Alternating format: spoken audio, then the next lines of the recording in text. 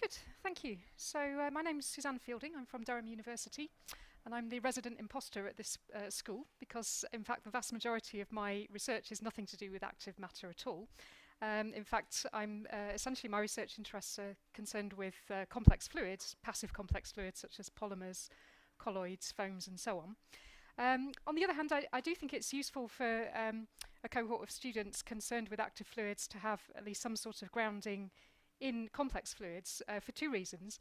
Firstly, because in fact active dynamics, particularly for example biological swimmers, that active dynamics often takes place in the backdrop of a fluid that is itself in some way complex, so a polymeric or yield stress viscoelastic fluid, for example. So that's one reason. But another reason, of course, is that an active fluid itself, in comprising many mesoscopic substructures, even if it's in a background fluid that is itself rheologically simple, is then itself a complex fluid.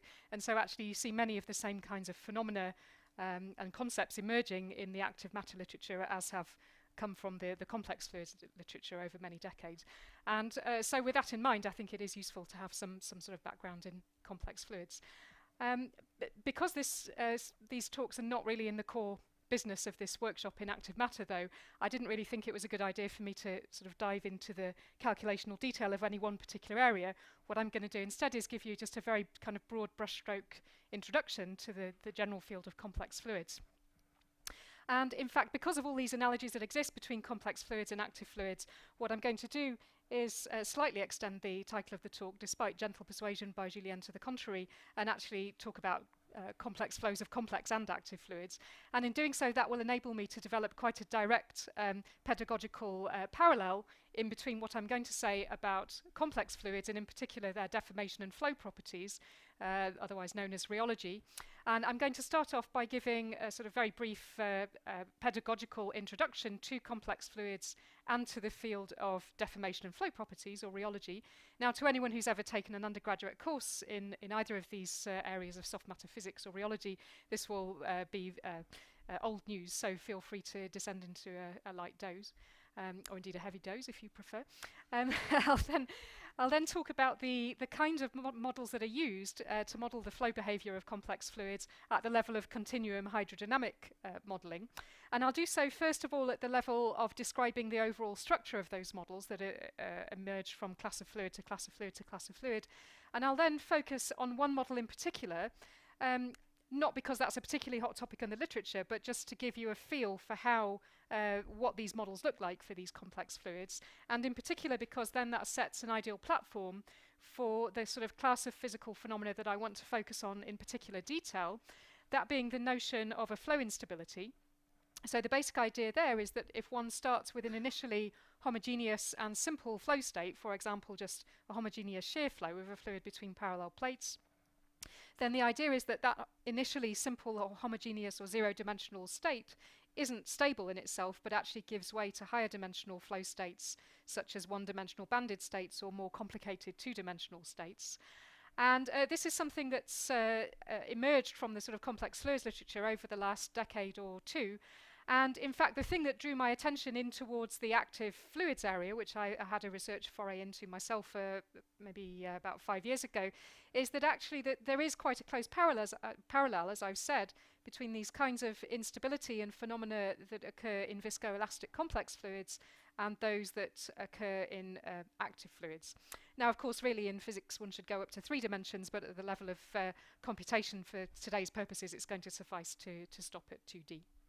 Now, everything that I'm going to say in these first couple of sections here is going to assume that the suspended substructures, whether polymer chains, for example, in complex fluids, or swimmers in an active fluid, that the concentration of those as compared to the background solvent fluid stays uniform everywhere. I'll then talk about the phase behavior and phase separation, by which I mean that active particles can pile up in some region of space that then gets relatively depleted in solvent.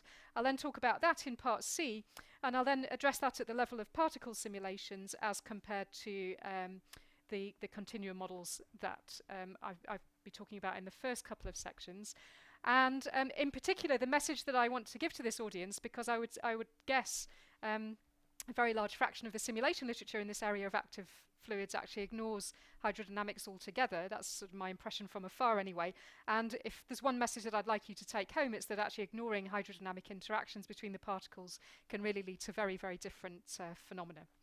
Then, in the interest of just returning to something very basic and pedagogical at the end of the talk, I'll discuss a little bit the kinds of numerical methods that are used, that I've used for many years in the domain of complex fluids, but that actually transfer very nicely to these continuum models of active fluids, and also the methods that are used for particle simulations.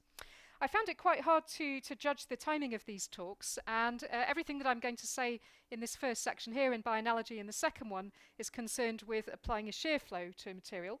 Now, there are two fundamental classes of flow that one can apply. One is a shear and the other is an extension. Any other flow is a superposition of those.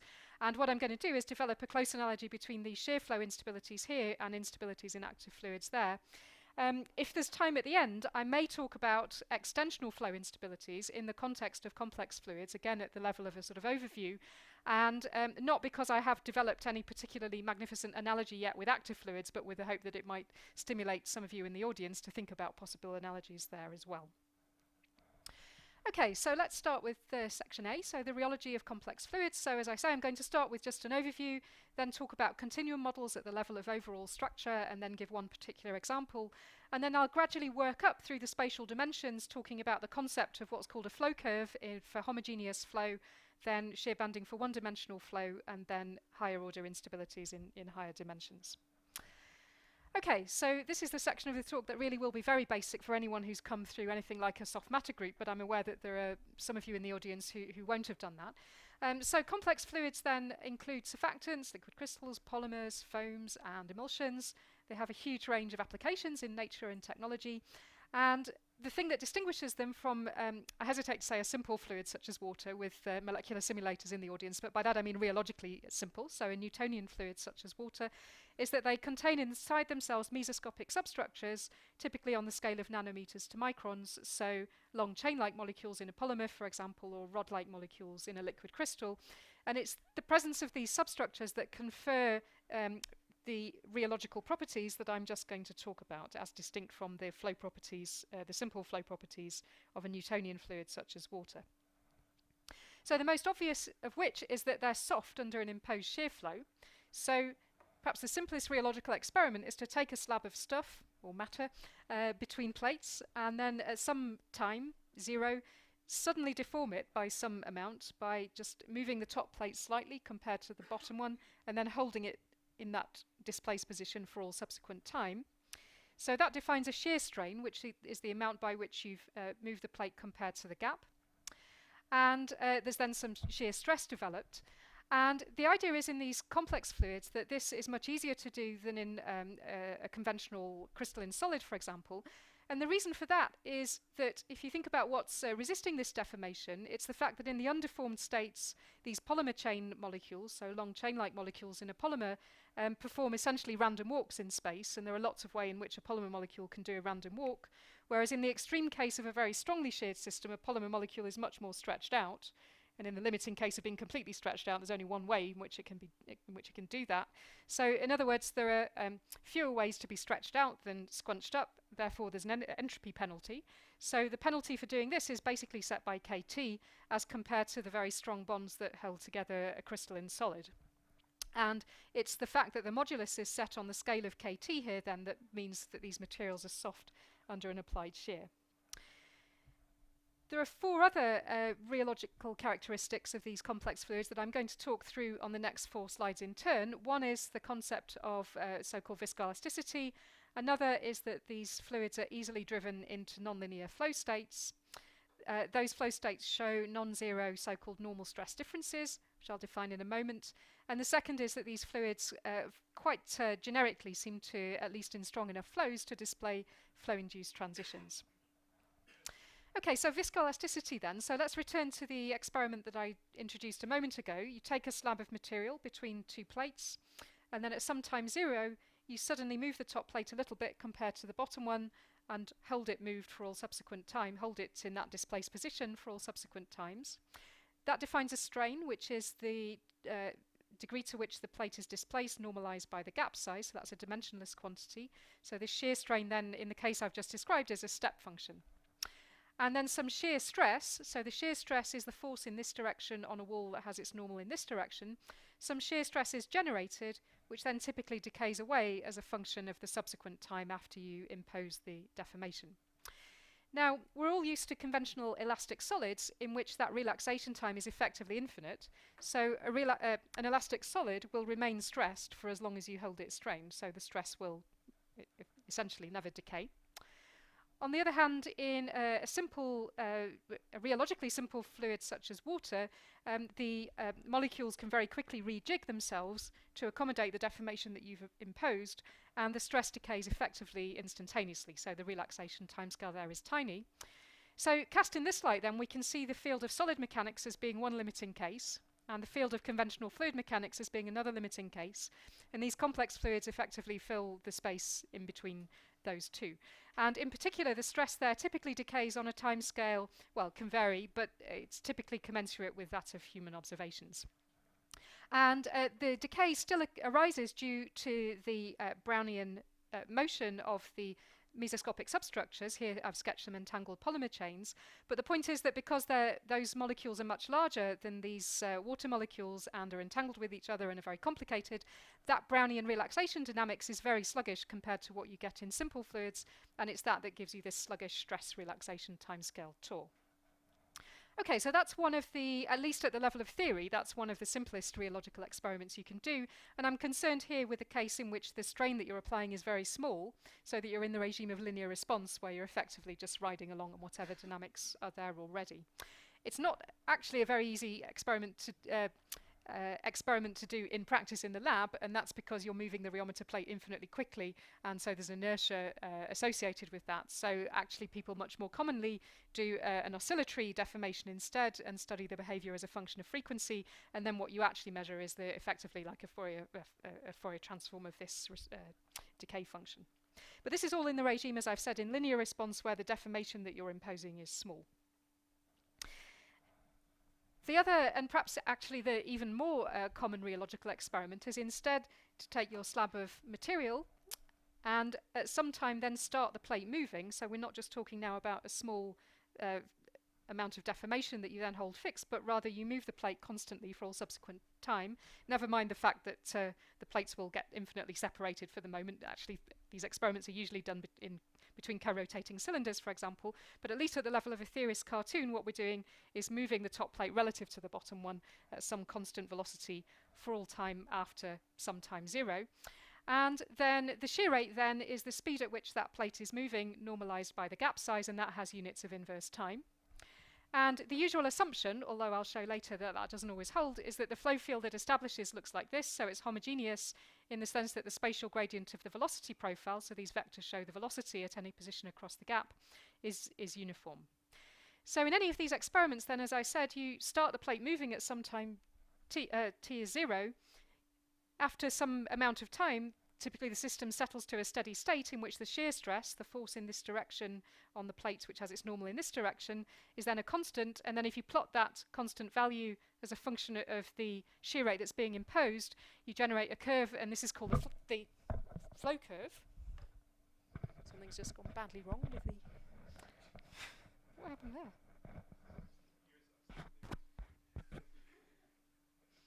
Yeah, my ears are still attached, I think, yeah. Okay, can you hear me? Yeah, good, thank you. I think this caught on the edge of the thing. Right, so this quantity that I've just described, which is the steady state shear stress as a function of shear rate, is called the flow curve. And this is probably the most common measurement that's reported in the rheological literature. Typically it will have two regimes, a slow flow regime and a fast flow regime. So what do I mean by slow and fast? Well, in this context I mean slow or fast compared to the inverse of this characteristic intrinsic relaxation time of the material that you measured in linear response in the experiment that I described on the previous slide.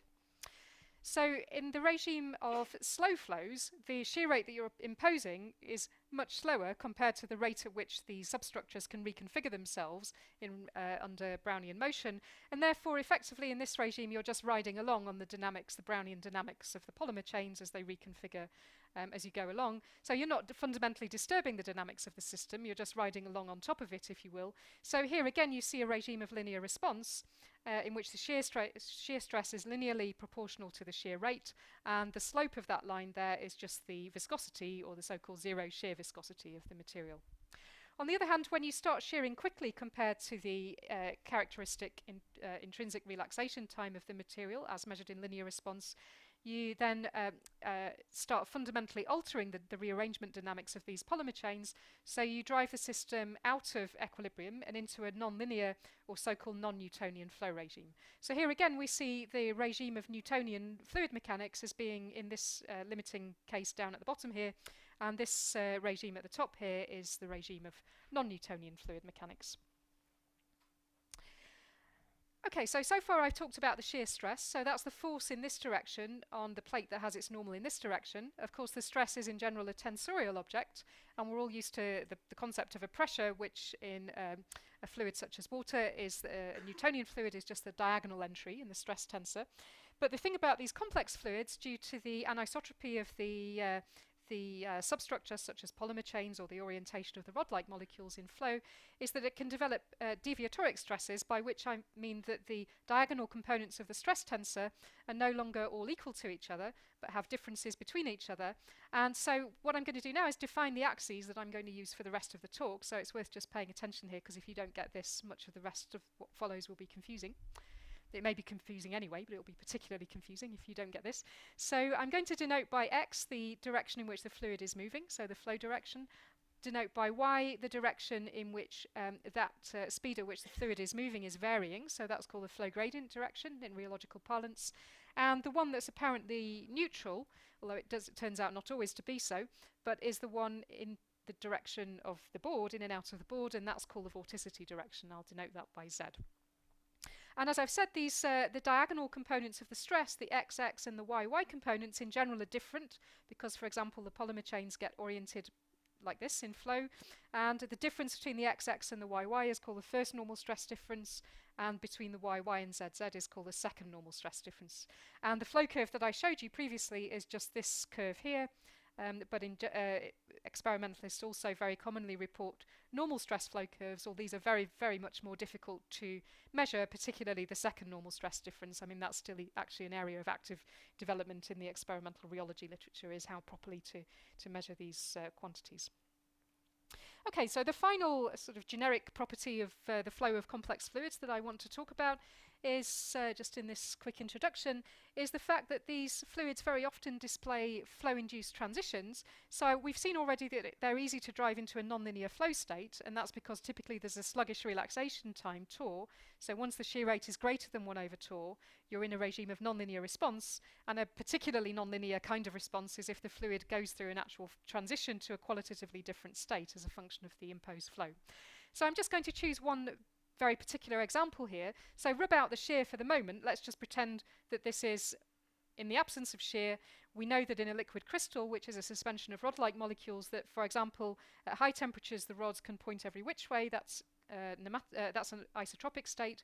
And then if you quench the temperature, for example, or increase the concentration, that the system can go into a pneumatic state in which the rods are lined up with each other.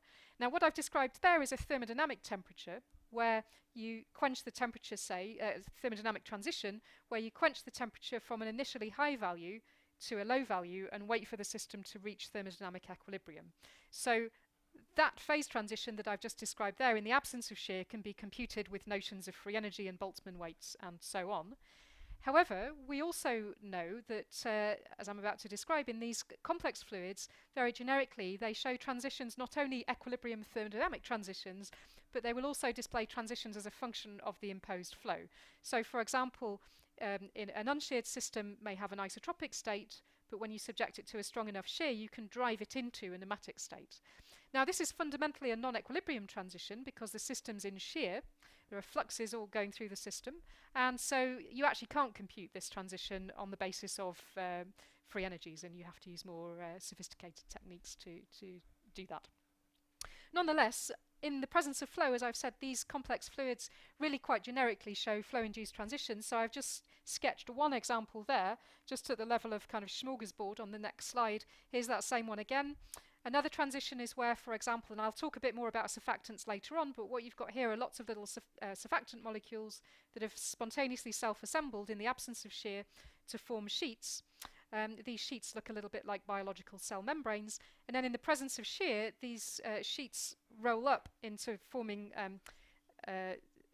spheres, but then that concentrically arrange into these onion structures, and these onion structures can then themselves undergo various transitions from disordered to ordered states as a function of an imposed shear. Another transition that has been the subject of much discussion recently is a possibility of viscoelastic turbulence. So this is a fluid sheared between, sandwiched between two circular plates, and the top plate is spun round compared to the bottom one, and this is looking down in through the top plate here. Now this is in the absence of flow, and this is in the presence of flow. It all looks nice, or at a low flow rate it all looks nice and smooth, but in the presence of flow you see these swirling vortices that are very characteristic of turbulent-like flow, but the Reynolds number here is tiny, so that this is nothing to do with conventional inertial turbulence, as has been intensively studied in fluid dynamics dating back to Osborne Reynolds in 18 something or other, but this is actually due to the nonlinearity of the way the polymer chains respond to an imposed flow. So all these examples are in an imposed shear flow. We can also see instabilities in extensional flow. So this is a flow device in which you've got fluid coming in through two arms here and then going out through two arms here. So there's a region of extensional flow in the middle here. And at low flow rates, or in Newtonian fluids, you see this fourfold symmetry. At high flow rates in polymeric fluids, that symmetry gets broken. So you have an instability and a bifurcation, a pitchfork bifurcation to a state of a different symmetry. An instability or transition that I'm going to talk about a lot more in what follows is, and in fact which often couples to many of the, particularly these kinds of instabilities, is where a state of initially homogeneous shear flow undergoes a transition to a coexistence between bands of differing shear rates. Now all these 5 instabilities that I've talked about here are instabilities that occur within the bulk of the flowing fluid, so we've not worried at all about what happens at the edges of the sample. What you see here is a fluid sheared between plates again, parallel plates. So this is actually like this experiment, but now viewed from the side, not through the top of the top plate. And what you see here at low flow rates is that the fluid is loaded into the sample and neatly trimmed by the experimentalist. And at low flow rates, the edge of the sample here, so this is a metal plate and the fluid pancake in between, the edge of the sample is nice and smooth at the edges. But then at high flow rates you see this catastrophic instability where all this nasty goo exudes out of the side of a rheometer. So this is the kind of image that makes me very glad to be a theorist, I have to say. And this is an instability that really plagues attempts to characterize, even in measuring the flow curves of polymeric fluids. Once you get up beyond a given shear rate, then actually you can no longer access the bulk properties of the fluid because it all goes disastrously wrong at the edge and you lose sample out of the flow device and all bets are off for what the measurement even means. And in fact it's only in the last couple of years really that from a theoretical viewpoint we've started to make a bit of progress understanding these kinds of free surface instabilities in shear in these highly viscoelastic fluids. Okay, so that's a broad brushstrokes introduction to the general field of complex fluids and the rheology thereof, the deformation and flow properties. I'm now going to talk about strategies for modelling these theoretically at the level of continuum models. Again, this will be all very, very basic and introductory to anyone who's ever had a rheology course, but I hope that it will be useful in getting anyone who hasn't just up to speed with the basic ideas. So what's the basic philosophy then? So what we're going to try to do here is model the flow properties of a sample of entangled polymer chains, for example. Now you might think that that's all hideously complicated because a polymer molecule is lots of monomers all stuck together into a long chain-like entity. Each different kind of polymer has a different chemistry, so it might be polyethylene or polybutadiene or polyisoprene. But the basic philosophy is that the macroscopic rheological properties depend on the dynamics at the coarse-grained level of the polymer chains or the rod-like molecules, and they don't depend on the chemical detail of whether we're dealing with polyethylene or polybutadiene. So in other words, for our purposes, a polymer molecule is a piece of string. but it's a piece of string that has some topology. So for example, for linear polymers with no branch points in the backbone, you can show universally that the viscosity scales as a power law of the chain length, originally predicted to be 3. It turns out to be about 3.4. Whereas actually, if you just cross-link so typically there might be 10 to the 4 monomers, say, in this chain. If you just put one cross-link with one monomer into another chain, that radically changes the viscosity and makes the viscosity much larger. And the reason for that is that the disentanglement, Brownian disentanglement dynamics and re-entanglement becomes much more sluggish in the presence of these stars, and so you get a different scaling of the viscosity with the chain length. But nonetheless, the point here is that the viscosity is a universal function of chain length that depends only on the topology of the piece of string and not on the chemical detail. So in other words, we're concerned with the non-equilibrium dynamics in flow of ensembles of polymer chains or rod-like molecules in a liquid crystal. Okay, so that's the basic philosophy. Now let's put a bit of maths on this, and I've actually been usurped here by Mike in the previous talk, which is great, who's introduced the equation that I'm just about to talk about. So let's take a step back from complex fluids and talk about how we model the flow of simple fluids. Well, we know now, having listened to Mike's talk, and probably many of you knew anyway, that the way that you do that at the continuum level is to invoke continuum variables of velocity and pressure. So what does the velocity of a fluid mean? Well, of course, the velocity of all the particles is kind of chaotically moving about very quickly and changing direction as they collide with each other. But what we do is we consider an element of fluid that's large enough to contain enough of these molecules that you can sensibly define continuum velocity and pressure variables. So those elements are very large compared to any microscopic scale, but they're small compared to the scales over which they themselves vary in flow. So then when you're able to operate at those scales, that's in the continuum hypothesis. And what you then do effectively is just apply Newton's second law at the level of those continuum fluid elements. So mass per unit volume times acceleration is the sum of forces that act, and in a Newtonian fluid, the forces that act are forces due to velocity gradients, so there's like a viscosity or effectively friction as the layers of fluid rub past each other, and there's also a force due to pressure gradients, so you know that you can force a fluid along a pipe by having a higher pressure here than here. The fluid is then forced to flow. So those are the two basic kind of forces, and eta is the viscosity then, and rho is the density.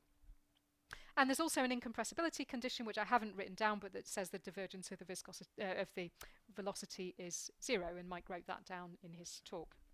Right, so that's how you model the flow properties at the continuum level of a simple fluid. Now how do you model the flow properties of a complex fluid? Well, what you do is you say that in any fluid element, the stress is not only due to the background solvent, but there's also viscoelastic stress due to the mesoscopic substructures, so the polymer chains, the rod-like molecules, and so on. And the challenge for any theoretical rheologist who's in the business of deriving these kinds of continuum models is to show, so generally in any fluid there are some mesostructural variables that determine the behavior of the stress. So for example, in a suspension of a solution of polymer molecules, so lots of scrunched up pieces of string, the thing that you're concerned about is the degree to which those molecules have changed shape or strained compared to what they were in their random walks in the unstrained state. So there may be a molecular strain variable relative to some isotropic unstrained state in a polymer. In a liquid crystal, there may be an orientation. There is an orientation tensor which tells you whether you're isotropic or pneumatic. In worm-like micelles, which I'll talk about in a moment, which are basically like dynamic polymers that can break and recombine, there may be that you have to then worry about the length of the polymer. These two things are tensors. This is just a scalar, of course, but let's just denote these as general microstructural variables. So there may be a list of these, the worm-like micellar length, and in general you may also say that the stress depends on the concentration field, so there may be more polymer chains here than there is there. I'm not going to worry about that complication here. And so what you then have to do is to derive a continuum equation for how the viscoelastic stress depends on those microstructural variables, mesostructural variables. And then what you have to do is worry about how those mesostructural variables behave in a given applied flow. So this is now called a constitutive, together this is a viscoelastic constitutive model. And often these equations are nonlinear partial differential equations of reaction diffusion type. It doesn't look as though it's got diffusion, but I could just generalize this operator to be spatially non-local. Alternatively, you could declare that to be local and write a L squared grad squared W on the end there. Okay, and then there's one final mental switch for anyone who's familiar with the conventional fluid dynamics literature, for example. So as we know in conventional fluid dynamics, if you're thinking about turbulence of flow along a pipe, for example, as Osborne Reynolds originally told us about, the fact that you can have an instability to a complicated flow state, comes from the fact that this term here, which Mike wrote down explicitly in the previous talk, so here I've written d by dt of v, by that I mean partial d by dt plus v dot grad v. So this is the rate of change of velocity in a fluid element as you're moving along in space as the fluid convects with the flow. So this is a nonlinear term here, and this nonlinearity is the thing that underpins the kind of inertial turbulence in flow of water along a pipe, for example. Now for these complex fluid, and there's a number that tells you how big that term is compared to all the other stuff, that's called the Reynolds number. And for these, for most flows that we're concerned with, of these complex, or at least many flows, that Reynolds number is tiny, and so we're in the regime of inertialess flow here. And so what you have then is actually just a generalized Stokes equation. So in the absence of this term here, this would be Stokes equation with the incompressibility condition. And so you might think, well, okay, you've got rid of this nonlinearity, so where are you going to get flow instabilities from? You need some kind of nonlinearity to give you an instability. But the point is that this equation set here is then in itself nonlinear, and it's that nonlinearity that underpins the kind of transitions that I'm going to talk about on the next slides. Okay, so that's how you model the rheology of a complex fluid at the level of the overall structure of the equations. I'll now talk about one particular example, not because this is particularly a hot topic in the research literature, but just because it's a very clean example of a rheological model that can be related to the microstructure of the material that it concerns, and also because it has underpinned quite a lot of the research that followed after, in the decade or so after that model was developed, for the onset of flow instabilities in these systems. So I'm going to consider the particular case of one particular kind of complex fluid called a worm-like micellar surfactant. So a surfactant solution is a collection of amphiphilic molecules in some solvent, some watery solvent, for example. And each surfactant molecule is amphiphilic, so it has a polar head that likes to be next to water, using anthropomorphic language, and it has a non-polar tail that doesn't. So if you put many of these molecules into solution in water, then depending on the temperature and the concentration, these can assemble into a variety of structures. So spherical micelles, worm-like micelles like cylinders, sheets, which are basically like cell membranes, and this so-called plumber's nightmare phase, which hasn't reproduced very well here, I'm sorry. So I'm going to focus here on the case of worms here. Now I've just drawn one here, but of course in practice you have many of them.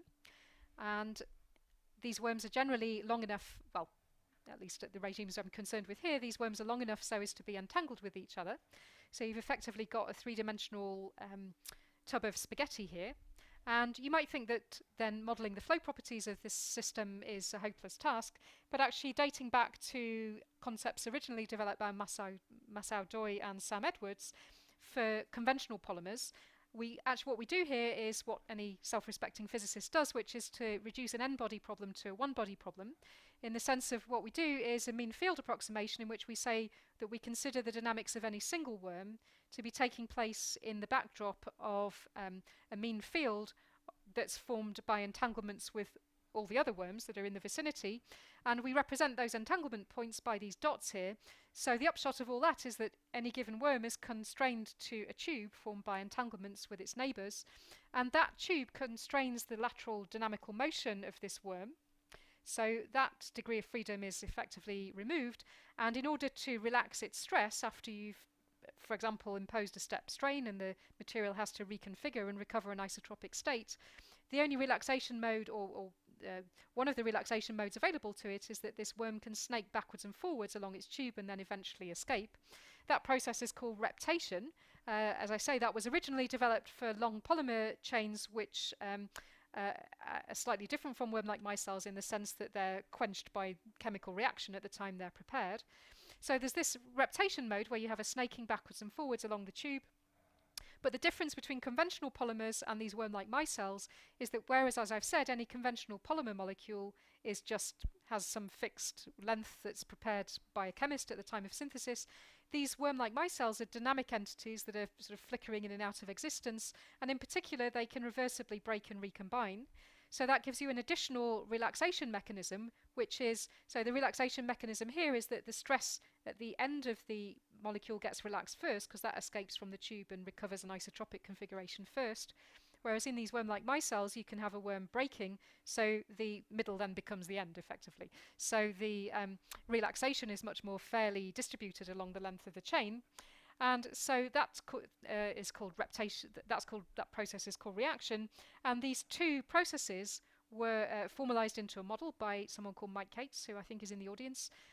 20 years? No, 30 years. How many years ago? Let's 30 years. Okay.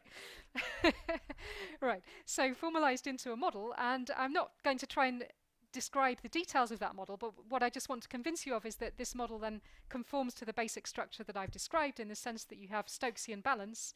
There's a viscoelastic stress here. That stress depends on a tensor W, which is a measure of the micellar deformation. So I've denoted by the little vector u there at any point along the curvilinear length of the chain. That's the local unit tangent vector. You can then take an average over the dyad of UU of the probability distribution along the lengths of the chains, and that gives you a tensor that tells you about the degree to which these chains are deformed compared to their isotropic state as they are in the absence of flow. And then you need an equation of motion that tells you about how that micellar deformation behaves in flow. Well, first of all, how does it behave in the absence of flow? So in the absence of flow, there are no velocity gradients. So v is the velocity, and this is the velocity gradient tensor. So in the absence of flow, that's just 0. And the deformation tensor relaxes on a timescale tau onto 1/3 of the unit tensor, which is just the isotropic undeformed state. And then in the presence of flow, you get the development of anisotropy, and the chains become deformed in the presence of a flow. And it's that competition then between the chains getting stretched out and deformed in the presence of a flow and then relaxing back due to reptation and reaction that gives you, in steady state, for example, it tells you how to compute the flow curve. I'm not going to attempt to go through all the details of these terms here, but suffice to say this d by dt of w is, again, just replace v by w here. So there's a big d by dt means little d by dt plus v dot grad. This term here, so this is the velocity gradient tensor, which, as Mike showed on the board a few minutes ago, you can separate into a symmetric part and an antisymmetric part. The antisymmetric contributions to this gives you the Galilean rotation, the solid body rotation term. So that says that the system can't know where the pole star is. So if you just do a solid body rotation, that doesn't generate any stress. The rest of that, the symmetric part, does generate stress, as does this term here. Okay, so this is a model that captured these microscopic processes of reptation and reaction into a constitutive model, and once you have a constitutive model, you're then in a position to go on to compute the rheological behavior of these materials. So let's now do that, and with a particular focus on this general fact, as I showed you on the sort of smorgasbord slide, that these complex fluids very generically seem to show flow instabilities where initially homogeneous states give way to much more complicated ones. Okay, so what I'm going to do here is develop this by effectively cranking up through the spatial dimensions. So this is something that is known as hydrodynamic stability theory, and this is something that's very widely performed in the conventional fluid dynamics community. You start with some base state in your calculation, which, for example, is homogeneous. You then apply small perturbations to it of a higher dimensionality and ask if they grow or decay to give you a more complicated state. And you might do that in 1D to start with, and then if you suspect another instability still, you then do that in 2D. So I'm going to start by computing, in the context of the reptation reaction model, or at least sketching, the predictions of that model for this experiment of a shear flow within the assumption that the flow field remains homogeneous across the sample. And in fact, I'm going to talk about the two most common rheological experiments that I introduced at the start of the talk. The first one is this small step strain, and the second one is where you're straining at some constant rate. So first of all, let's do the small step strain. So recall this experiment. You take your slab of stuff between two plates. You suddenly move one of the plates relative to the other. That gives you a shear strain. You then have some shear stress generated, which is the force in this direction on a plate with its normal in this direction. That gives you a stress that then decays on some subsequent timescale. What the reptation reaction model predicts, and which is widely observed experimentally in worm-like micelles, is that the stress actually decays as a mono-exponential. Now that's quite rare actually in complex fluids. Usually there's a complicated spectrum of relaxation timescales. For example, in non-breakable polymer chains, there's a broad spectrum of relaxation timescales that comes partly from the fact that the molecules may all have different lengths from each other, maybe polydisperse, but also from the fact that under this reptation mechanism where a chain refreshes its configuration by snaking backwards and forwards, the ends of the chain escape quicker than the middle, so have faster relaxation times. The point is, in these worm-like micelles, the breaking of the chains, the breaking and reforming of the chains means that what was previously the middle of the chain becomes the end. So in other words, the relaxation is shared much more fairly along the chain length, and it's that gives you just a single mono-exponential relaxation. So that's the linear rheology. What about the non-linear rheology? So recall this experiment where we take our slab of stuff, sometimes zero, switch on a shear strain. We constantly move the top plate at some speed, and we wait for it to settle to a steady state. And within the model, only within the model, not within the experiment, we can then ask what is the shear stress as a function of the shear rate. That is what would be the flow curve if this thing were sensible here. And what the reptation reaction model predicts is that the flow curve, so the steady state shear stress as a function of the shear rate, looks like this. Well, okay, so what's going on here? So this is trying to tell us that a faster flowing system has less stress. So what on earth does that mean? So that brings us neatly on to the second part of the next high dimension, which is to say, well, clearly the prediction in 0 dimensions looks a bit nonsensical, so that must be telling us something about some physics that's going to happen in a higher dimension. So the point is then that if we have a prediction for homogeneous flow, so constraining the system to be 0 dimensional, so the shear rate is uniform across the gap, within that constraint, within the model, as I've said, you have a shear stress that first rises, then falls, and then rises again. Now what this tells us is that there's then an instability and a transition to a state of coexisting shear bands, which is overwhelmingly seen experimentally. So in other words, the flow doesn't stay homogeneous but separates into a high shear band on this branch and a low shear band on this branch. And then force balance tells you that in steady state the shear stress has to be uniform across the gap and therefore common to both the bands. So if you then crank the shear stress through this shear banding regime, the shear stress, which as I've said is common to both the bands, stays constant, as does the shear rate in each band. So you have this shear rate and this shear rate, and the only thing that adjusts as you move the shear rate progressively this way is the relative fraction of the high shear rate band, so more of the gap is occupied by the high shear band than the low shear band.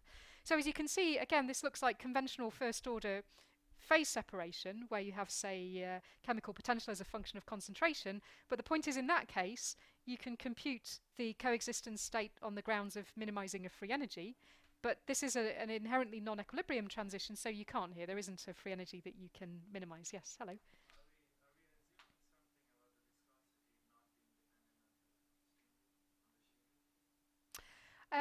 No, the viscosity is dependent on the strain rate, because the viscosity you define as the shear stress divided by the strain rate, and here the viscosity is decreasing as a function of strain rate, and in fact is decreasing radically here as a function of strain rate. So that effect is called shear thinning. So this is a very strong shear thinning effect. Yeah.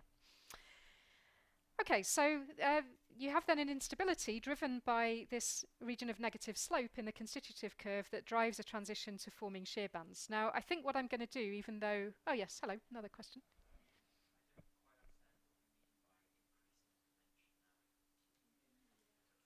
Oh, okay. Well, all I'm saying is that so you can't do that in the experiment. You're stuck with whatever dimensionality you have, right? But in the theory, what you can do is say, I'm going to compute the theoretical predictions, imposing by theoretical fiat that the flow field has to be homogeneous. And homogeneous, by that, I'm calling that 0 dimensions.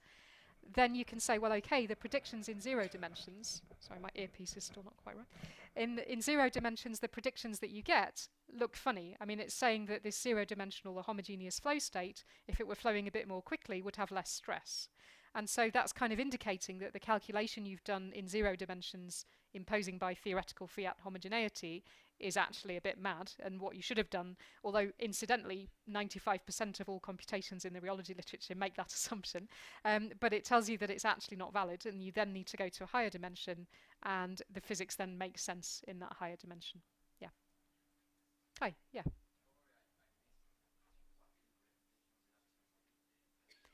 Right. So so the reptation reaction model is the maths of it turns out like this, and the model comes from working through um, the physics of a worm like Micellar being entangled with many others, and as a result of those entanglements being constrained to a dynamical tube. And the way that, if you imagine taking your slab of stuff and doing an experiment, all the chains are isotropic to start with and doing their random walks, you then impose a stress to it, those chains get slightly stretched out. So in order for the stress to relax, those slightly stretched out chains have to recover an isotropic state. To do that, they have to undergo Brownian reconfiguration relative to each other in order to regain an isotropic state. In order to do that, they have to relax, and they can't just rapidly jostle around each other like water molecules can.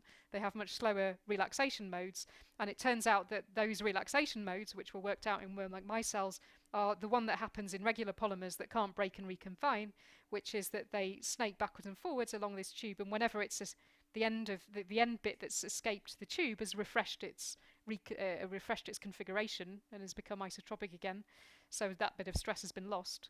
And then there's another relaxation mode which says, well, okay, then what was in the middle can now become the end because these worm-like micelles can break and recombine, and by combining the physics of those two processes into a mathematical model, which I'm not going to describe, but I could perhaps bounce any questions onto Mike, you end up with this equation of motion here, right? Okay, so any other questions? Hello?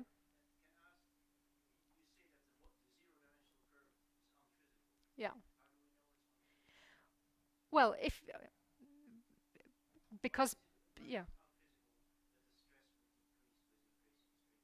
Well, it's unphysical in the sense that it's unstable. So if you have an experimental state that could happen to arrange itself to be on that flow curve, and then ask what happens in a higher dimension, it doesn't remain zero-dimensional, it becomes one-dimensional. It's a little bit like a chemical potential decreasing with a concentration, right? So if you start on that state, it's no good. Is it?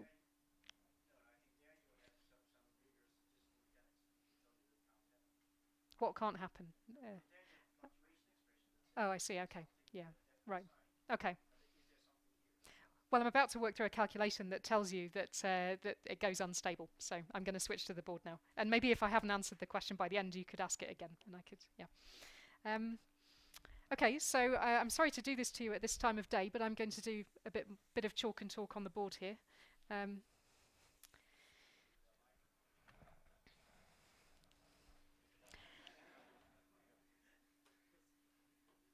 Is it possible to put this up as well? Actually, yeah. Okay.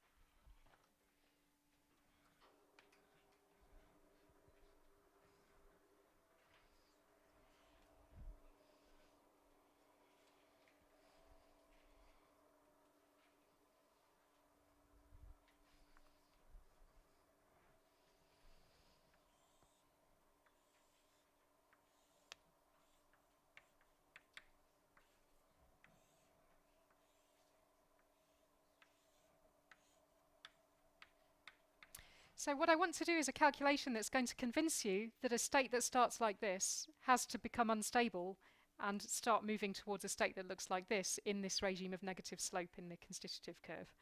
And so to do that, let me write down a simple model.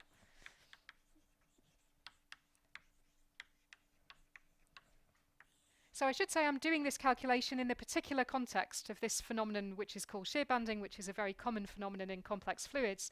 But the reason I've decided to write this calculation out for you is not because I particularly think you're all going to go away and start working on shear banding, but it's because it's a very the calculational method that I'm going to use is one that's used very, very widely across research, continuum research, both in complex fluids and in active matter as well.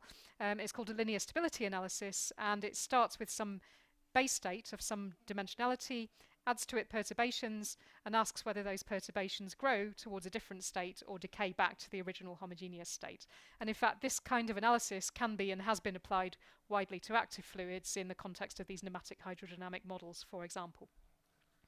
Okay, so remember this coordinate, the flow gradient direction y. And what I'm going to write down is a simple Stokesian force balance, but I'm only going to allow variations in this direction y. I'm not going to consider the full tensorial object, so I'm just going to consider a scalar stress variable. And so I'm going to say that the stress in any fluid element has two pieces to it. There's one due to the worm-like micelles or the polymer chains. That's a viscoelastic stress, which I'll denote by little sigma, and a solvent stress, eta gamma dot of y and t. Can you see my writing from the back of the room? I have terrible handwriting. Yeah, okay, thank you. So this is the total stress in any fluid element. This is the viscoelastic due to the polymers or worm-like micelles, and this is due to the Newtonian background solvent, which has a viscosity eta. And the Stokes equation, when you solve it in this one spatial dimension, tells you that the total shear stress has to be uniform across the gap, because otherwise any streamline would then start accelerating. So this is just Stokesian balance. And then what we need is an equation of motion for how this viscoelastic stress behaves. So the solvent stress, once you know the shear rate anywhere, you automatically know the solvent stress because it just instantaneously follows. The viscoelastic one has some dynamics on the viscoelastic timescale tau that I spoke about. So let's write down a very simple model for how that behaves. And again, I'm worrying only about the shear component of the stress. There are in general normal stresses, but I'm not worrying about that. So let's write down dynamics, d by dt, partial d by dt of the stress, which has relaxation dynamics on some timescale tau. Done Mike's trick of breaking the chalk. So this is relaxation on a timescale tau, and then in the presence of a flow, you're going to relax onto some state. G is some non-dimensional function. Little g, big G is a modulus. And I'm then also going to add, for reasons that I'm going to describe in a few moments, actually no, I'm going to describe them now, spatial gradient terms on the end here. So there was a long debacle in the rheological literature about 20 or 30 years ago. So if you ask anyone sort of aged 80 and above in the rheology community, of which there are still actually delightfully many people around, as well as some of us younger folk, they will say that that term shouldn't be there, or their instinct is that that term shouldn't be there. And there's something that dates back to, I think it was Olroyd, who was one of the sort of towering figures early in rheology, who said there should be a concept of rheological simplicity where in any fluid element, the stresses that are generated in that fluid element can only know about the strain history to which that particular element has been subject. So that's all this stuff here. Later on, when we started modelling these shear-banded flows, and this was really an outstanding contribution by Peter Olmsted, with whom I did my postdoc when he was back in Leeds, was to say that actually in a complex fluid, if you there has to be some communication of stresses between streamlines. So if you imagine, for example, a coexistence of a band here and a band here, with the polymer chains more stretched out here and more squunched up here, there will in fact in general be diffusing backwards and forwards across the interface, and so that means that some information gets communicated between the streamlines. And so that's a kind of physical hand-waving explanation for why it has to be there. But another reason is that actually if you think about, so if you plot the shear rate as a function of the coordinate y here in the banded state, if you didn't have this term here, this model would have nothing that told you about how things vary in space. It would just be spatially local. And the shear rate could only vary in a way that was a step function between the low shear rate and the high shear rate. So this term here is needed actually to tell you about the slightly diffuse width of the interface between the bands. And I'm not going to dwell on this in much detail, but actually, as I've said, that in the flow curve, in the steady banded state, you don't have this loop-the-loop, but the steady state flow curve looks like this. Now you need some rule that tells you what this selected stress is here. And where that comes from in first order phase coexistence, with chemical potential as a function of concentration, is it comes from minimizing of free energy. But here you can't do that. You need something to tell you what this stress value is. And it turns out that it's the existence of these gradient terms here that tell you how to select the stress. And there's a whole load of literature based on, that's really elegant stuff based on dynamical systems theory that tells you that you have a heteroclinic connection between one state and another, but I'm not going to go into that. Hello, Eric, yeah. Which one? Oh, okay, sorry.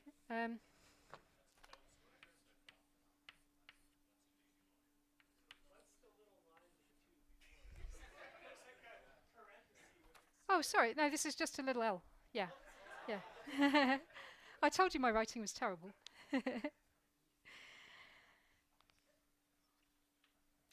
Right, so this is a relaxation time. So there's a relaxation time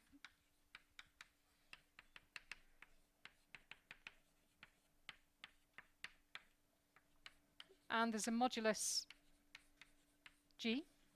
And this function here is a dimensionless function, which I'm just going to assume has this form for reasons which will become clear in a moment.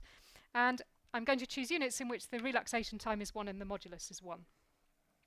So this is a simple model. Now let's ask what it predicts for a steady homogeneous shear flow. So steady means that so this is d by dt. Steady means that this is 0.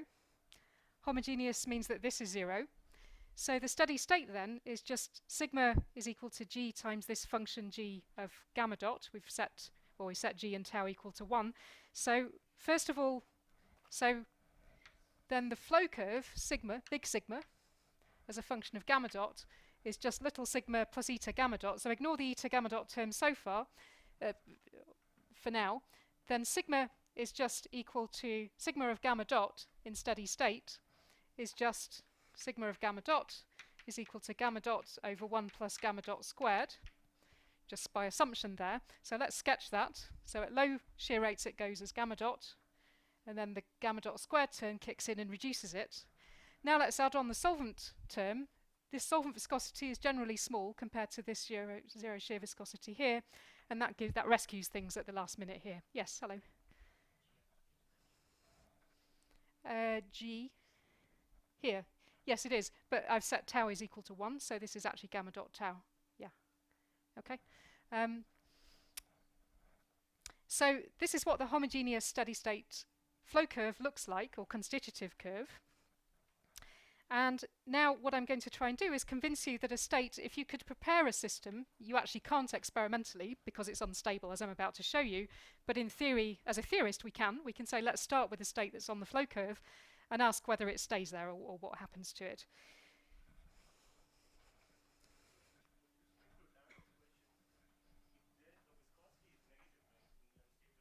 Mm-hmm.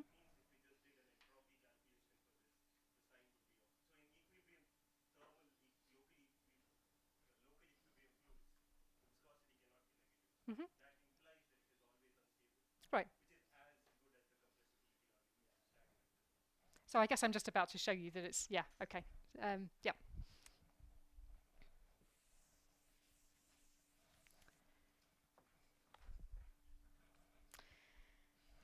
Okay, so what we're going to do is start with a state on this flow curve that has the shear rate as a function of position across the gap here, in this state here, just being some background state, which is the value of the shear rate that we're imposing.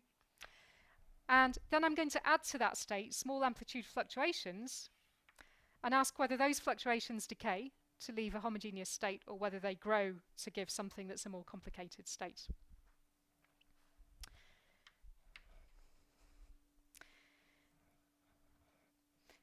So in other words, what we're going to do is perform a linear stability analysis.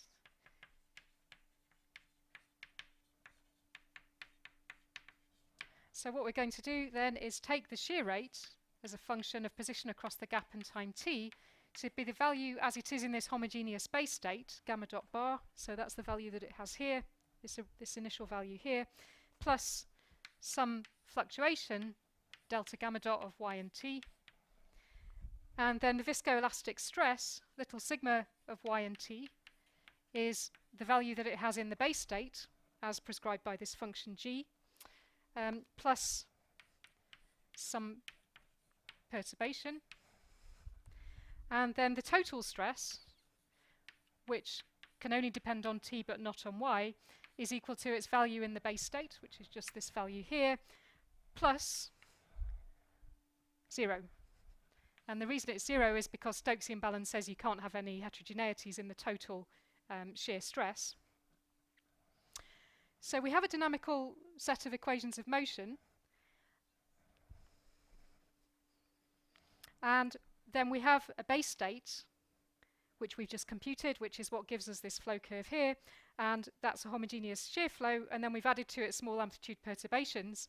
The business of a linear stability analysis is basically to substitute this assumed form here of a homogeneous zero-dimensional state plus small amplitude one-dimensional perturbations into the governing equations, expand them in powers of the perturbations, and then find a set of linearized equations that then tell you whether these perturbations grow towards a banded state or decay to leave a homogeneous state. So let's do that now.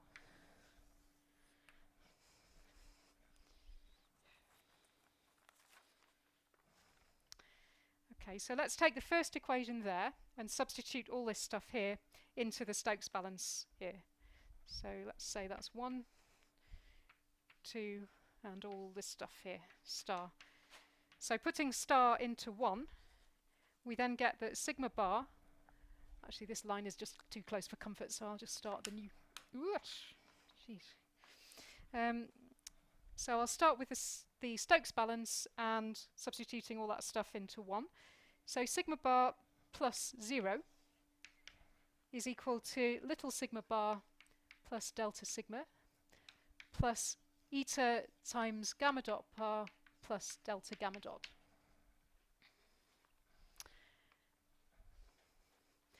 Then the next equation, substituting all that into 2, into the viscoelastic constitutive equation, you get that d by dt of sigma bar plus delta sigma is equal to, so the first term minus sigma gives you minus sigma bar plus delta sigma. And then the next term, I've set g and tau equal to 1, remember, so then we just have little g of gamma dot bar plus delta gamma dot, and then we have L squared d2 by dy of sigma bar plus delta sigma. Now we know that the homogeneous base state, these quantities here, obey our solutions of these equations where we set this operator and this operator to be 0. And that therefore enables us to say that these terms here cancel each other because big sigma bar is equal to little sigma bar plus eta gamma dot bar. So that first equation then tells us that fluctuations in the strain rate are equal to minus 1 over eta times fluctuations in the viscoelastic stress. So what that says is imagine a streamline where the viscoelastic stress slightly fluctuates downwards, that you have to have slightly faster shear on that streamline in order that the total shear stress remains constant across the gap. So the next equation, so this term's linear, so is this, this one isn't, so this is the nasty term. So I'm going to write out the left-hand side again for reasons that will become clear. That's just the same. That's just the same. So this term here, the g term, we have to now do a Taylor expansion on this, but that's pretty easy. So we just have g of gamma dot bar plus the derivative of g. So that g primed is just derivative with respect to its own argument at gamma dot bar times delta gamma dot plus higher order terms. And then you've got L squared d2y gamma dot sigma bar plus delta sigma. Now again, we know that the homogeneous space state obeys equation 2 with the time and the space operators set equal to 0, and so that says that, well, this is 0 anyway, and therefore this term and this term cancel each other, and this one is 0 because the base state's homogeneous. So the upshot of all of this is that d by dt of sigma is equal to minus d sigma, of d sigma, d by dt of d sigma is equal to minus d sigma plus g primed gamma dot bar times delta gamma dot plus L squared d2 by dy of delta gamma dot. Delta sigma.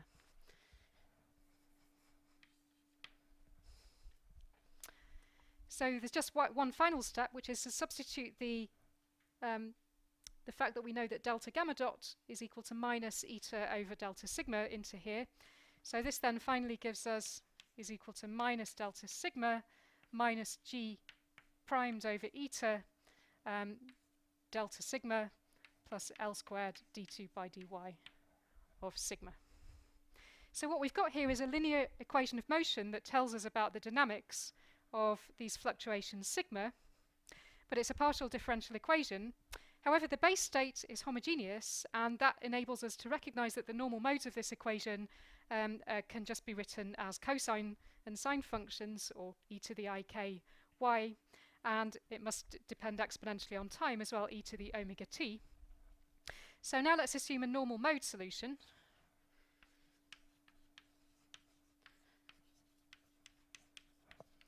So delta sigma is a sum over k modes of some amplitude at k, e to the I k y, e to the omega t.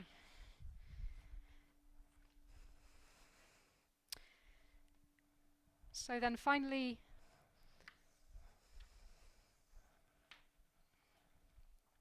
so what we now need to do is substitute this here into this equation, and that will tell us then about, so the thing we really want to find out is at any k mode, is this eigenvalue here, which tells you whether this e to the I k y mode grows or decays as a function of time, is this eigenvalue at that k mode positive or negative?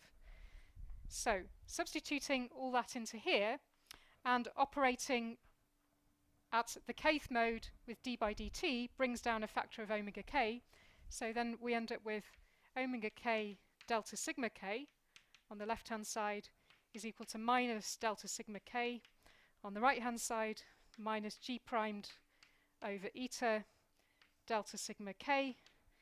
Operating on this, sorry, this is a second derivative with respect to y. So the second derivative with respect to y brings down a minus k squared. So you have a minus L squared k squared delta sigma k. So this finally gives us an expression for the growth rate omega k is equal to minus 1 minus g primed over eta minus L squared k squared. So there's a bit of this expression which is what would happen, so this doesn't know about k, so this is the solution at k is 0, and then this L squared k squared drags things down at higher values of k, so this gives us a dispersion relation, omega k as a function of k, that starts off being flat and then comes down when k is of order 1 over little l, where that's the microscopic length scale. However, we still don't know how that relates to the flow curve because we don't really know what this business is yet, but actually it's only a couple of lines to see how it relates to the underlying flow curve, because in the base state, so I'm getting in a bit of a mess with the columns on the board here. So in this homogeneous base state where we imposed by fiat that the flow had to be just a state of homogeneous shear flow, the total stress, sigma, as a function of gamma dot is equal to little sigma as a function of gamma dot, which in the base state is just given by g of gamma dot in our units, g of gamma dot plus eta times gamma dot. So this says the slope of the underlying constitutive curve is equal to g primed plus eta. So we now recognize that this is equal to minus 1 over eta times d sigma by d gamma dot in the base state minus L squared k squared. So in other words, at as k goes towards 0, if the flow curve has a positive slope, these growth rates are negative even at 0, but if the underlying flow curve has a negative slope, the growth rates are positive as k goes to 0, and you're only then rescued at high values of k by the fact that the spatially diffusive terms says that the system doesn't like to form interfaces with very tight variations in the shear rate across the interface. Alright, so that then has convinced us, I hope, that an initially homogeneous state of flow has to be unstable to the growth of small amplitude perturbations in any regime where the underlying constitutive curve has a negative slope. And I've done what's called a linear stability analysis, which is very sort of widely done in the rheology literature, but is also, I think, a technique that will be useful for any of you working in active fluids as well. Just one final thing to say on that. I've assumed here Stokesian balance in the sense that I've ignored the inertial terms. What happens if we have inertia in here? Well, what we have then instead is not just a Stokesian balance term here. That's effectively integrated through, or assuming instantaneously quick momentum propagation across the system. But instead, we have the one-dimensional Navier-Stokes equation, rho d by dt of v is equal to d by dy of sigma plus eta d2 by dy of v. Do I have any offers from the audience about how including inertia in this will change the dispersion relation on the right-hand side of the board here? So the dispersion relation at the moment starts at something constant here, remains constant, and then is dragged down by the diffusive terms. So does anyone have any suggestions for what will happen when inertia is finite in this system? No. Okay. So what we have here is, if you ignore this term, this effectively looks like a diffusion equation. So this tells you that there's a conserved order parameter in the system, because momentum can't propagate, can't just bubble up anywhere and go back down again. It has to diffusively spread from place to place. So that means that the propagation of momentum is smaller on longer length scales, and in infinitely long length scales it's infinitely slow. It goes as k squared on infinitely long length scales. So what that means is that this dispersion relation is actually modified at long values of the length scale, or low values of k, so as to go as k squared here. So in other words, in the language of hydrodynamic stability, what you have here at very low k values, at very long length scales, is a conserved variable, which is momentum propagation across the system. You then have something that doesn't know anything about k in this intervening time. This is a non-conserved dynamics. And the reason the growth rate doesn't know anything about the length scale here is that you don't have to move viscoelastic stress from place to place diffusively, but it can just bubble up anywhere it wants to on the viscoelastic timescale tau, and then the dispersion relation is dragged down by the gradient terms at high values of k. However, obviously the crossover between here and here is set by the Reynolds number, and for most of these systems that we're interested in, for most experiments, the Reynolds number is so large that actually the first mode that fits into your box, because these obviously are quantized like violin string modes, the first mode is way beyond anything that knows about inertia. So in practice, in experimental practice, what you would find is this dispersion relation here. Okay, so just to summarize then, we've started with a state of homogeneous shear. We've added to it small amplitude perturbations. We've substituted those into the governing equations. We found an equation of motion for the perturbations, decomposed it into normal modes, and found that in the limit of small wave vectors, those perturbations will grow provided the slope of the underlying constitutive curve is negative. So in this region here, it says that a state of homogeneous shear has to destabilize, and then it will eventually go to form bands. And the steady banded state is here. What has to happen in these regimes here is not that we have a linear instability, but that we have a nucleation. And in fact, nobody's in the shear banding literature that I know of has tackled computing the dynamics of these nucleation events. Perhaps we should try to do that with some thermal stuff, a la what Mike was just telling us about. Okay, do we have any questions on that? Yeah, hi. Mm-hmm. Well, it's not. I mean, if inertia is finite and little l is finite, it's not infinitely flat, but it's kind of, to all intents and purposes, flat for, yeah. Well, it's not a parabola. It comes up and then it looks rather flat. Right. So in the absence of inertia, it's just a constant minus L squared k squared. Yeah. Okay. So it is. Yeah. Okay. It is, but it's a very weakly decaying parabola. Yeah. Okay. You know, you're right. It is. Yeah. But in practice, k is so. I mean, what we're talking about is starting at. This is the macroscopic length scale, and this is a microscopic length scale. So there's a very big difference between the two. So it's just a very slow descent, parabolically speaking, off a flat plateau. Any more questions? Yeah. Hi. It's fine. Yeah. Mm-hmm. Do you mean this one here or this one here? This one. Yeah, okay. So there was a lovely set of experiments done by Grand Arrow and also Mike Cates was, I think, on that paper, right? Grand Arrow Cates, yeah. Right, so what happens there, if I can, it's probably 20 years since I read the paper, but let me try and think what happens. um, okay, so actually I have to then now tell you the calculation that I've just done is actually useless because of course as an experimentalist you can't prepare a state conveniently on this unstable branch and then ask if it's unstable. You you can, provided the homogeneous background's growth to that curve is much faster than the eigenvalue predicted, but it's not much faster. So what happens in practice is that you become unstable even as you're going towards that curve. So in other words, if you were to do an experiment in this regime, you would see the stress as a function of time very quickly go towards, let's call this sigma plateau. So sigma plateau, you have a sort of, oh, I can't remember how, yeah, no, it overshoots but goes very quickly towards that plateau. Now what happens here is, so if now instead you impose a shear rate in this regime, then what you find is that the stress goes up to the value, let's call this, at any given shear rate you have sigma metastable. It goes up to sigma metastable, and then on a timescale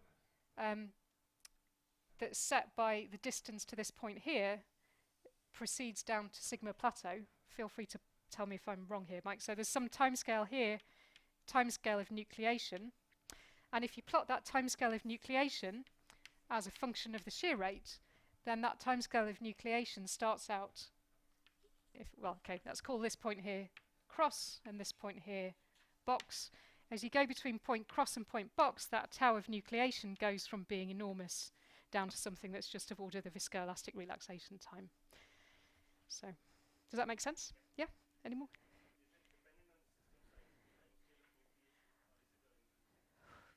I guess it is, but I know so little about nucleation. It must be, right? I mean, yeah. Does anyone? Yeah. Yeah.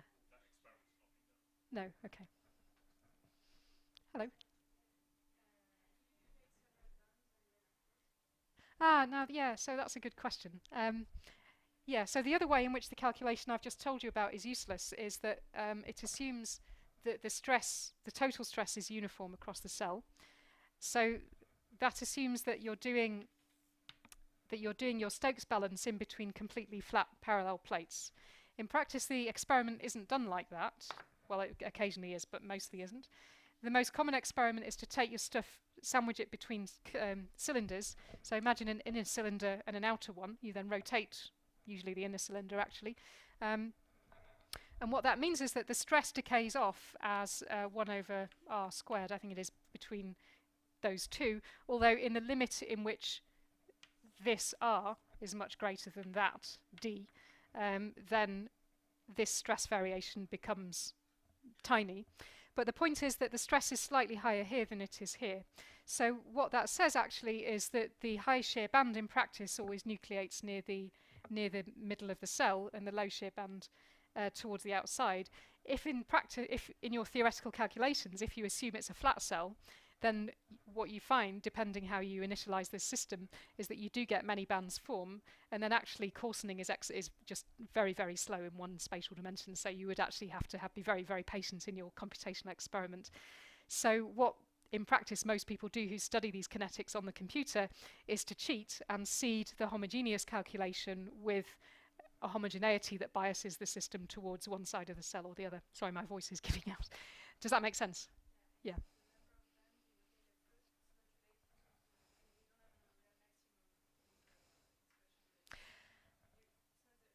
I see what you're saying. Yeah.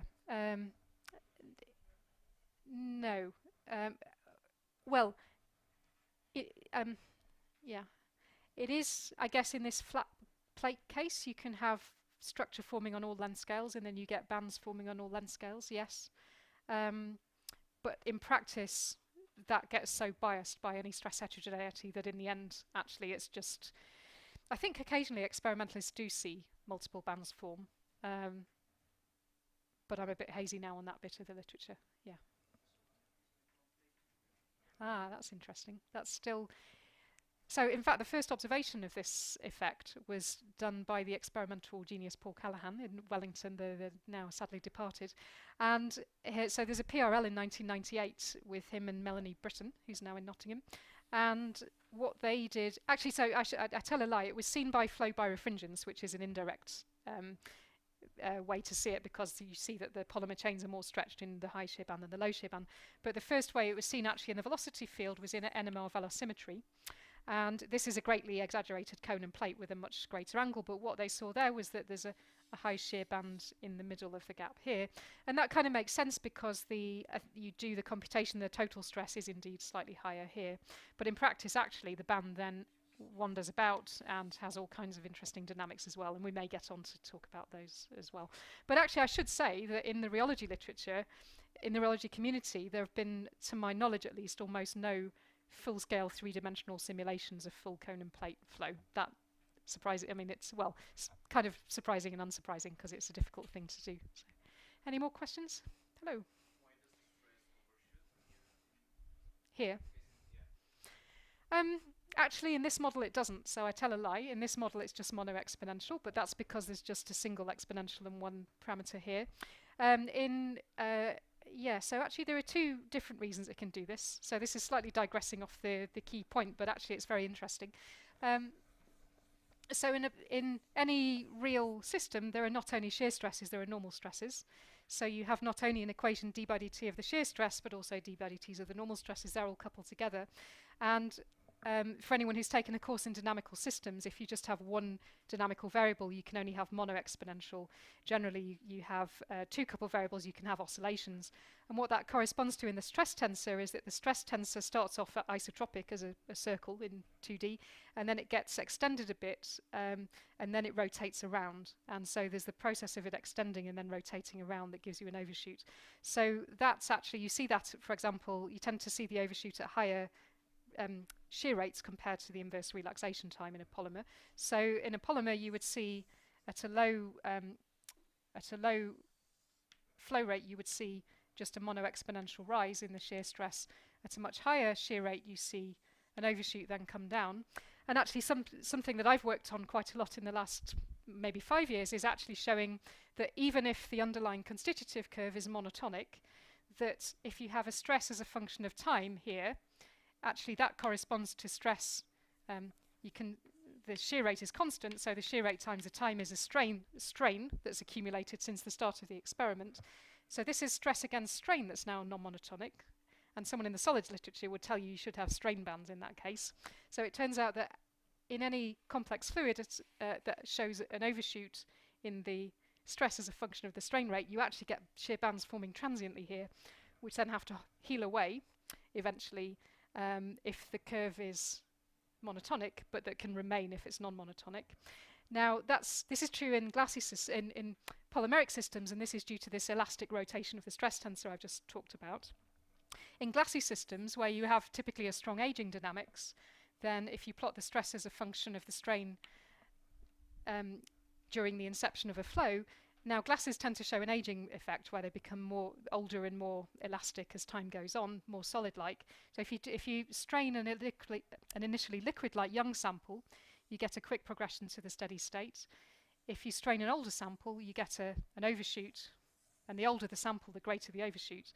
So it turns out that, at least if what I'm saying is correct, that in old glasses, when you do a shear startup, you're very generically going to get a transient shear band form. And actually, it turns out that in the computations we've done at least, that transient shear band can persist for hundreds of strain units. And so at low strain rates, and people have seen this now in experiments in Lyon, they can actually last for hours, these shear bands that form. And actually many experimentalists don't wait for hours. So that means that in soft glassy systems, actually, even though fundamentally the underlying constitutive curve is monotonic in the sense that it has a yield stress and then rises, so there's strictly no steady state banding, but you get banding that for all practical purposes is just, it just stays forever. So I'm clearly not going to get through all my material, but that's fine because there are lots of questions. So any more questions before I move on? No. Sorry to mess you about, but could we have the board back down again? Would that be, yeah? How do you do that? Okay. Oh, should I? Okay, well, I can just stop now. That's fine. Yeah, that might make sense. Let me just see. Let's see. Mm. Maybe I'll just do this bit actually. It should only take 3 or 4 minutes, yeah, because then that's a very neat point to finish on. Oh, so we've got this whole farrago here now. What do we do? Okay.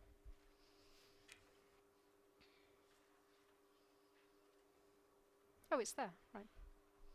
Okay. Good. Okay, so I hope I've now convinced you after much torture that this state gives way to this one in this regime here. And in fact, when I first started working on this effect, it was kind of a, you know, a rheological curiosity that was predicted by the reptation reaction model and was then seen in worm-like mice cells, originally by Paul Callahan, and then has been seen subsequently. I mean, the evidence in worm-like mice cells is overwhelming. One of the nice things, though, actually about working in this field in the last decade or so has been that it's now not only known to take place in worm-like mice cells, but actually more or less in almost any complex fluid you can think of, so liquid crystals, onion surfactants. There's still rages a major debate about whether it takes place in linear entangled polymers. I'm not going to go into that. Star polymers, clays, colloids, emulsions, you name it, more or less everything seems to do it. Well, that's an exaggeration. I think I'm also kind of subject to, what is it called, confirmation bias now, where I seem to look for it everywhere and therefore see it, whatever that cognitive bias is called. And that's just in steady state, and actually a much broader class still show it in shear startup, where you have the stress overshoot. Sort of almost everything does really there, if there's a stress overshoot. Right, so this just next bit is very quick, but what I've done is started in 0 dimensions with a homogeneous state, shown you that that goes linearly unstable via a linear stability analysis to a 1-dimensional banded state. What I'm going to do now, actually, and to my shame, these are the first experiments I've shown, but these are some experiments from Sandra Larouge's lab in Paris. So this is now this concentric cylinder device where you shear it by rotating the inner cylinder. So the flow direction is now round and round, the gradient direction is across, and the vorticity direction here. So these are snapshots after the inception of a flow as a function of advancing time. Homogeneous flow initially, shear banded flow forms with a flat interface, but then you see the interface destable to undulations along it. So that was a challenge to theory. So then, and what might you want to extract out of any theory? Well, the two obvious things are the timescale for the onset of these undulations and the characteristic wavelength. So what we did, just very quickly, is what I've just done there, but this is a much more complicated calculation because the base state is not uniform in itself. But you start now, so this is doing the same thing but 1 dimension shifted up. So your base state is a 1-dimensional shear banded flow, but with no variations in the flow direction x, but only the banding variations in y. And then you add to it small amplitude undulations, which have their wave vector either in the flow direction or e to the I k z in the vorticity direction. You do the same thing again in principle, much more complicated in practice. You substitute all of this into the governing equations, which are now tensorial. And in fact, we didn't use the reptation reaction, but we used a similar model called Johnson-Sagerman, which is just a bit simpler in structure. And you substitute all of that in, you do an expansion, you retain only terms of first order in these, and you ask whether these growth rates grow or decay as a function of the wave vector. And we found an instability to undulations not only in the vorticity direction, which is what Sandra saw, but also in the flow direction. And this is the dispersion relation, growth rate as a function of the wave vector. And we indeed captured the timescale, which is slow compared to the linear rheology timescale, and the wavelength, which is of order the gap size. And we can also then do a full simulation in which you find you get a banded state, associated with which are velocity rolls. And as you crank up the shear rate, you can actually find that they go into something that looks much more like a sort of fully turbulent-like state. Okay, so that brings us neatly to the end of the introduction to rheology and complex fluids. And in the next part, I'll develop the same kinds of ideas again, but in the context of active fluids. So any final questions before we race for dinner? No? Okay, thank you.